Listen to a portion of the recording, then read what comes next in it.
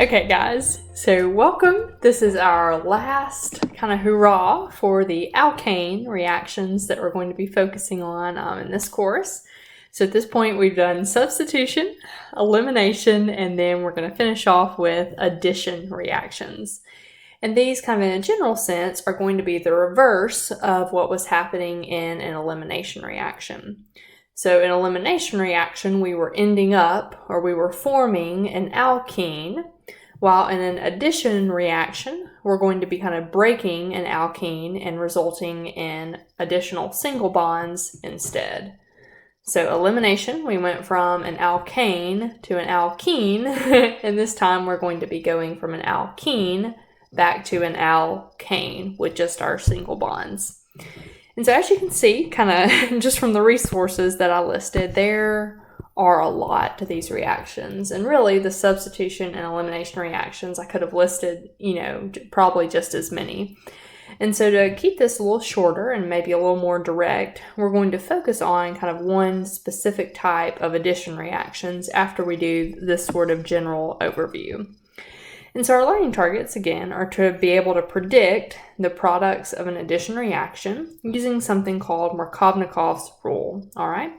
Then second, we want to be able to describe the mechanism for a hydrohalogenation addition reaction. And so this will be the specific type of addition reaction that we'll be kind of covering. And if you already wanted to kind of take a guess as to what that might be, the hydro is going to be referring to hydrogen, and the halogenation is going to be referring to our halogens, which are in group 17. So like bromine, iodine, fluorine, all those good guys. And so that addition reaction is going to be adding hydrogen and a halogen to a molecule where an alkene kind of previously existed. Okay, so just like we do anytime we're tackling a new reaction, it's important to ask those two important questions. Which bonds are broken and formed, and then where are the electron-rich and electron-deficient regions? So we've got three kind of just basic addition reactions, and so let's go ahead and see if we can answer those questions. So when we look at this first one with all hydrogens, this is ethene over here, we notice that from reactants to products, we have broken this double bond between carbons 1 and 2. Now what we also notice is that the hydrogen and chlorine are no longer together, but instead we formed a new bond between carbon 2 and chlorine and a new bond between that hydrogen and carbon 1, all right? So each of our carbons now have 3 bonds instead of the 2 that they started with. All right, let's go on and check the other examples. And we're going to do the bonds and then we'll go back into the electron rich, I decided this time. So sorry, just heads up on that. So here, if we look at our ring structure, it's a cycloalkene. We have a double bond being broken between carbon 1 and 2. Then what we have is we have an additional hydrogen being added to both carbon 1 and carbon 2. And that's coming from the hydrogen that was the other reactant, so the H2. And that PDC, it's just telling you that is palladium on kind of a carbon surface, and that's just a catalyst, so it's not actually reacting and changing in the reaction. It's just helping to speed things up. Okay, so now, this looks a little different. Previously, on the other two reactions, we've started with an alkene, but here we see that we're starting with an alkyne, and we're breaking one of those bonds. We're left with still a double bond. We've broken apart the hydrogen and iodine, and we've added an iodine to carbon 2 and a hydrogen to carbon 1, okay? So kind of for our general observation, we've seen that it's not just necessarily a double bond, but rather a carbon-to-carbon pi bond. If you remember, a triple bond is made up of 2 pi bonds and 1 sigma bond, and a double bond is made up of 1 pi bond and 1 sigma bond. So that's something that triple bonds and double bonds have in common is a pi bond. So we're breaking a carbon-to-carbon pi bond, and what we're forming is 2 new single bonds on adjacent carbons, all right? And what we mean by adjacent carbons is the carbons are right beside each other. And what we'll begin to notice is it's the two carbons that originally started with the pi bond is where the additions are going to occur. And so in all of these examples, those carbons have been numbered 1 and 2, just to kind of help us keep track of that. So the adjacent carbons with the pi bonds are where the addition of the two new single bonds is going to take place. Now, if we go in and try to kind of notice our electron-rich and electron-deficient regions, the big pattern we're going to see here is that pi bond is going to serve as kind of our electron-rich region in this case, where it's got some extra electrons that it's going to donate. So I'll kind of shade in that pi bond blue kind of on all of our examples here. Now we'll also notice that the halogens being attached to hydrogen, they'll typically have a partial negative charge, so that'll be kind of a negative source there. And then the hydrogen that's attached to them will kind of have a partial positive charge as well. Oops, there we go. Okay. All right, and these two are just hydrogens, so they won't really have a partial negative or partial positive charge since their electronegativities are the same. And so again, what we're observing is that this is the reverse of an elimination reaction. So we're taking a pi bond and breaking it to form two new single bonds, while in an elimination reaction, we took two single bonds and kind of broke them to form one new pi bond. Okay.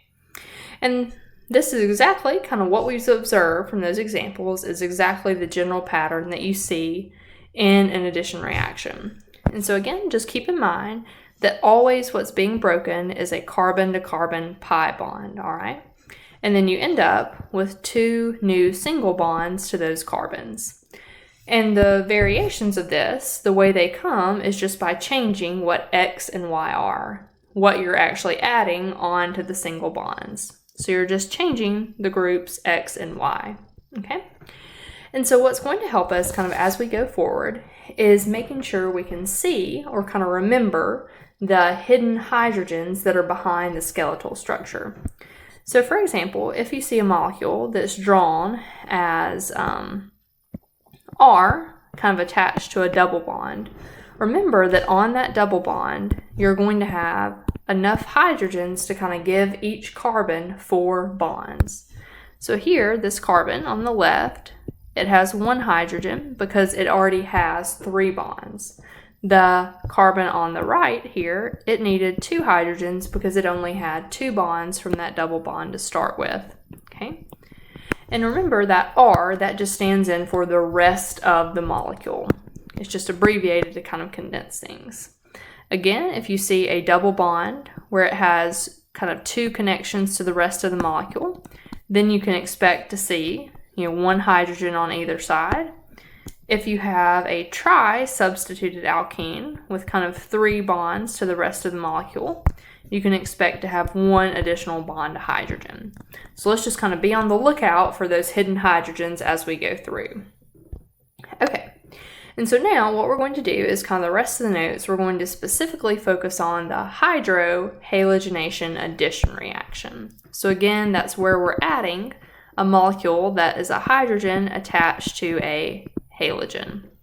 Okay, so there are a few things I'd kind of like to point out before we get to the practice problems, and that is kind of some patterns that are specific with this hydrohalogenation addition reaction.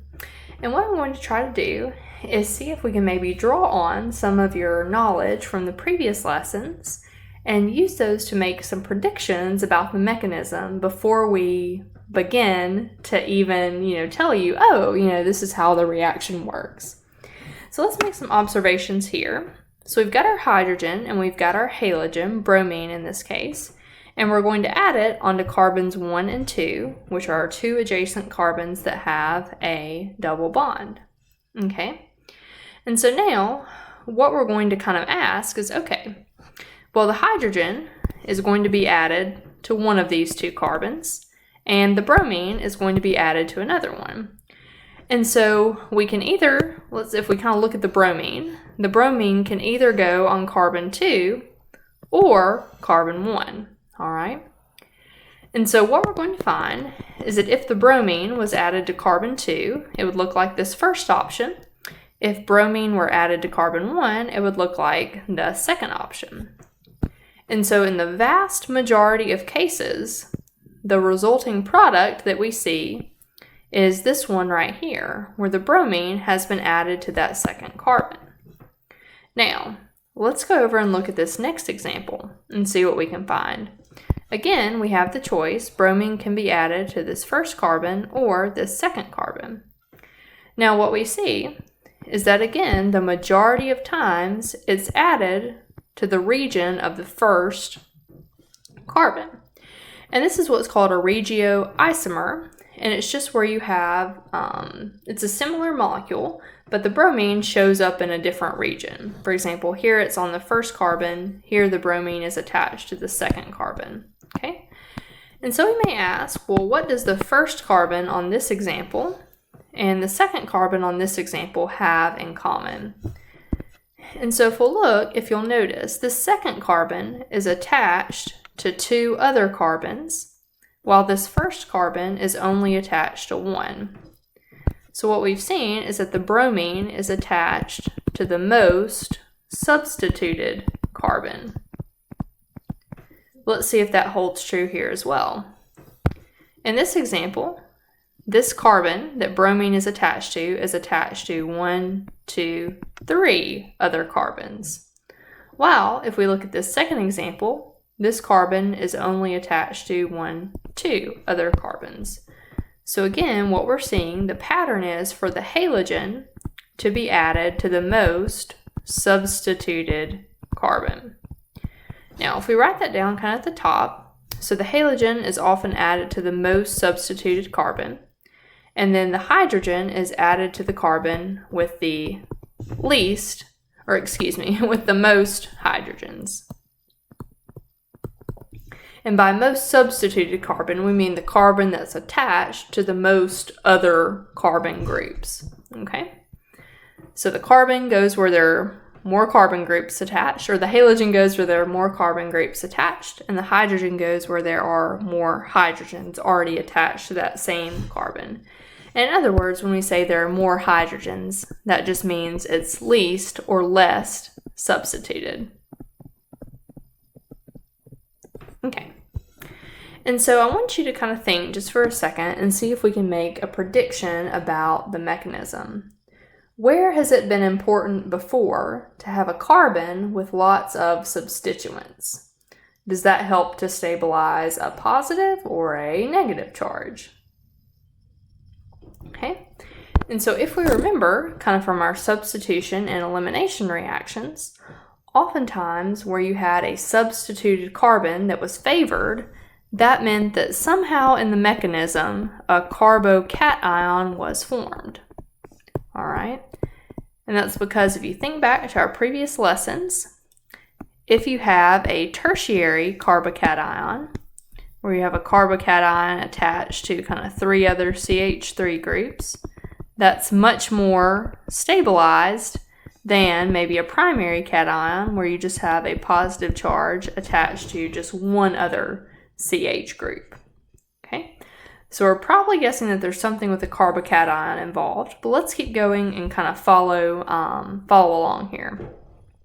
And so what this actually kind of gives rise to is what's called Markovnikov's rule. And it says when an unsymmetrical alkene reacts with a hydrogen halide to give an alkyl halide, the hydrogen adds to the carbon that has the greater number of hydrogen substituents, and the halogen adds to the carbon having the fewer number of hydrogen substituents. And again, when it says fewer number of hydrogens, that means it's going to have the more carbon substituents. Okay, so it's just like what we said, but that's all summed up in what's called Markovnikov's rule. So again, in this case with the hydrogen and chlorine, the chlorine is going to add to this carbon because it's attached to 1, 2 carbons. And the hydrogen is going to add to this carbon on the right because it has less carbon attachments and more hydrogens already present. So that's why this is the major Regio Isomer. Okay, then last thing, just kind of bring this out. or last thing, I guess, before the mechanism, is there's also some things that happen interestingly with the stereochemistry, or like the way the bonds are oriented. So typically what you see is kind of in this reaction, you can have a mix of either the anti or the syn isomers. You may remember those terms from when you studied Newman projections. In the anti configuration, what that means is the chlorine and the hydrogen that were added are on opposite sides. So that chlorine has a wedge, so it's pointing out of the paper. The hydrogen has a dash, so it's going into the paper. Now, on the other case, when they are syn, the chlorine and hydrogen end up on the same side. So in this case, they both have wedges. They're both kind of pointing into the paper, all right? And it's interesting because they're formed in roughly equal amounts. And so what this means is that the reaction must be able to take place from either side of the molecule, kind of like in an SN1 reaction. And so again, this is going to kind of support that there must be a carbocation somewhere involved, because a carbocation kind of sits in an empty p orbital, and that allows interaction from either the top or the bottom, or kind of the left or the right, depending on how you're looking at it. So it's just confirming kind of the mechanism that we've already seen. All right, so now without further ado, let's reveal the mechanism, and then we should be ready to get you on to some practice problems. So again, what's happening in the proposed mechanism is that pi bond, oftentimes an alkene, is going to be acting as our nucleophile, as our electron-rich region. And so again, just to kind of remind you, those pi bonds arise from the interaction of your p orbitals. Remember, these carbons are sp2 hybridized, so they'll have a free p orbital. And that pi electron cloud is going to be able to interact with kind of the positive hydrogen of the hydrohalogen over here, the alkyl halide. All right. Or it's really, oftentimes they end up looking like acids is what it is. But anyway, so you're going to have kind of this as your first initial sort of movement. Okay, so now let's look at the mechanism in full. So as we go through our steps, the first step that's going to be taken is the alkene, or the pi bond. The pi bond is going to add the hydrogen, and the halogen will take the electrons. So the pi bond, it's a negative kind of area. It will reach out and grab the positive hydrogen. Then to break that hydrogen-chlorine bond, chlorine will kind of take its electrons with it and then take on kind of a negative charge. Then in step 2, what we're going to have is we formed a cation. And so the halogen will attack, in other words, it will bond with, the halogen will attack the carbocation.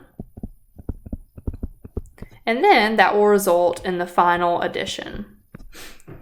Okay, so we have kind of the two steps, and it does happen to involve a carbocation intermediate, just like we predicted. All right.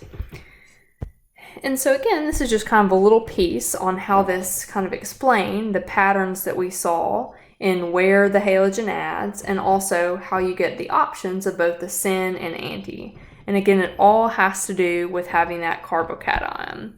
So for example, for the Regio selectivity, the reason the more substituted carbon is favored for the halogen is that the halogen is kind of added in the step after the carbocation has been formed. The carbocation is going to be more stable where it's more substituted. Okay? And again, that carbocation kind of allows an interaction to occur from either the top face or the bottom face, and that controls whether you get a syn or an anti product as well. And feel free to read more of the words there if you'd like to. All right, finally to the practice, y'all. So what we've got is 5 practice problems here. We're going to do the first one together, and then I'll leave the last 4 for you to give a try on your own. And so it says, for each reaction, draw the curved arrow mechanism, including the carbocation intermediate, and draw the product formed. All right, so here we have kind of our little alkene here. And so we know that these carbons are going to be kind of the site where we're working with. Let me just redraw it to make it a little bigger for y'all. There we go. All right.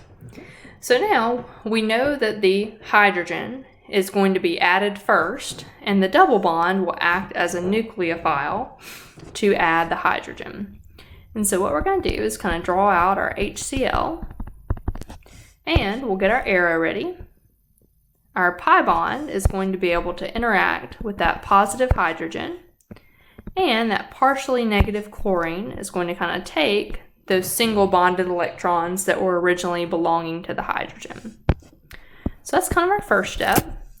As a result, that double bond is now going to be gone, and we've now formed kind of a brand new bond on that outer carbon to the hydrogen. Now what that does by putting the hydrogen on that outer carbon is it allows the carbocation to be put on this second carbon. The second carbon is going to be more stable because it is more substituted. Okay. So now that we're at this point, our chlorine now has kind of been by itself. It's gained kind of a full octet of 8 electrons and has a full negative charge. It will then be able to attack that positive charge cation. And so what we'll have as a result is we've got our hydrogen here. And technically, if you'll remember, we have kind of the 2 other hydrogens that would be there from the original molecule that were just hidden, okay? So sometimes it's helpful to think about those guys. And then as far as stereochemistry goes, the chlorine can either be sticking out kind of as a wedge, or you might see it kind of going the opposite direction with our dashes. And that's again because this attack, the chlorine can either come in from the top side, or technically it could come in from the bottom side of that flat cation. All right. Now, as you go throughout the practice problems, I don't want you to worry about the wedges and dashes. So as long as you come up, with a product where you've got the chlorine and your hydrogen in the right spots, then that's totally fine. So again, no need to worry about the wedges or dashes, and I've drawn the answer key so that they should match and not get too far into the wedge and dash stuff. All right, so give those last 4 practice problems a try, pretty please, for me, and then I hope you have a fantastic weekend. Y'all certainly deserve it after a big week of hard work. Thanks so much, guys.